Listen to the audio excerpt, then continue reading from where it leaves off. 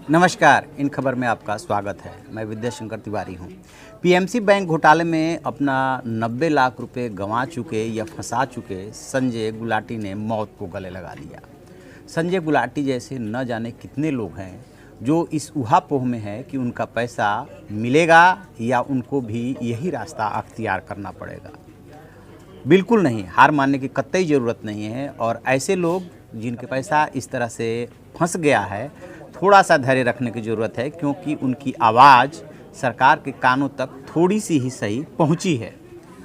और अब जो है बैंक जो पैसा जमा होता है कस्टमर्स का, उसको लेकर के सरकार एक नया कानून बनाने पे विचार कर रही है। नया कानून क्या हो सकता है और अभी तक क्या कानून था, इस पे गौर करते हैं।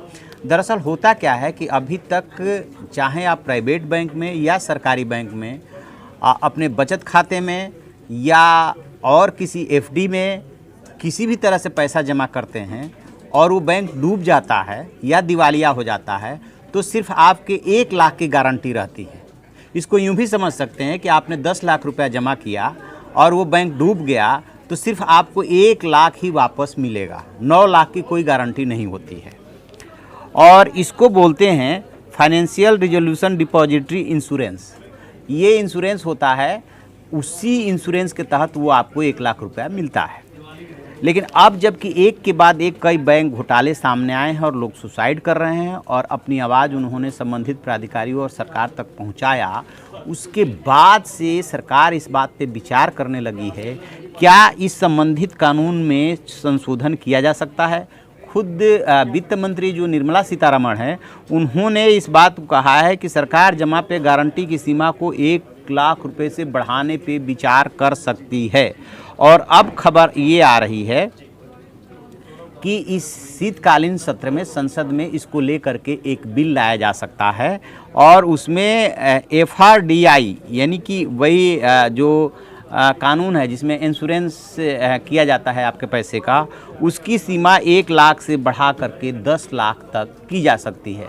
यानी कि अभी तक जो ये सलाह दी जाती थी कि आप जो है अपने पैसे को, यदि आपके पास बैंक में ज़्यादा पैसा जमा है, चाहे वो एफडी के शक्ल में चाहे बचत खाते में, तो अलग अलग बैंकों में रखिए, यानी कि अलग अलग बैंकों में खाते रखिए। लेकिन एक सामान्य आदमी के लिए दिक्कत ये होती है कि वो कितने बैंकों में खाता मेंटेन करेगा। उसमें भी प्राइवेट और सरकारी बैंकों ने मिनिमम जो बैलेंस है उसके लिए अलग अलग नियम बना रखे हैं। कोई 10,000 मिनिमम बैलेंस मेंटेन करने को कहता है, कोई 15,000, कोई 25,000, अलग अलग रकम है। तो एक सामान्य आदमी कहाँ से वो अपनी बचत खाते को, यदि 5 बैंक में खाता रखता है तो मेंटेन कर पाएगा? बिल्कुल नहीं कर पाता है। इसलिए वो एक ही बैंक में या 2 बैंक में खाता रख के काम चलाने की कोशिश करता है। लेकिन एक के बाद एक जिस तरीके से बैंक डूब रहे हैं, फिर उसका पैसा जो है खतरे में पड़ जाता है एक ही बैंक में यदि वो रखता है तो अब सरकार कह रही है कि हम इस पे विचार कर रहे हैं कि जो आपके पैसे का इंश्योरेंस कराते हैं, उस इंश्योरेंस की जो रकम होती है 1 लाख, उसको बढ़ा करके 10 लाख करने के लिए नया कानून ले आ सकते हैं। दरअसल हुआ क्या है कि महाराष्ट्र विधानसभा का जो चुनाव चल रहा है, वहाँ पे जितने भी बीजेपी के नेता गए, चाहे वित्त मंत्री निर्मला सीतारमण हैं, चाहे रक्षा मंत्री राजनाथ सिंह हैं, जो नेता वहाँ पे जा रहे हैं, लोग उनका घेराव कर रहे हैं और पूछ रहे हैं कि हमारा ही पैसा कब वापस मिलेगा और उस पर बंदिश क्यों लगाया गया है निकालने से। इसका जवाब सरकार के पास सीधे सीधे नहीं है। इसलिए नहीं है कि जो सहकारी बैंक है वो आरबीआई से अभी तक नहीं गवर्न हो रहे थे। अब विचार चल रहा है कि सहकारी बैंकों का भी जो गवर्नेंस होना चाहिए वो आरबीआई से ही होना चाहिए, वही उस पर निगरानी रखे, न कि कोई और अथॉरिटी, जैसे उस पर रजिस्ट्रार निगरानी रखता है। तो हो सकता है कि सहकारी बैंकों के जो मॉनिटरिंग है उसके लिए भी नियम बदला जाए और ये जो आपके डिपॉजिट का जो इंश्योरेंस होता है उसके लिए भी नियम बदल करके 1 लाख के बजाय 10 लाख कर दिया जाए। तो ये आम आदमी के लिए, कस्टमर्स के लिए अच्छी खबर है। तो आप ऐसी खबरों के लिए देखते रहिए हमारा डिजिटल चैनल इन खबर। Thank you. इन खबर चैनल को सब्सक्राइब करें और बेल आइकन दबाना ना भूलें।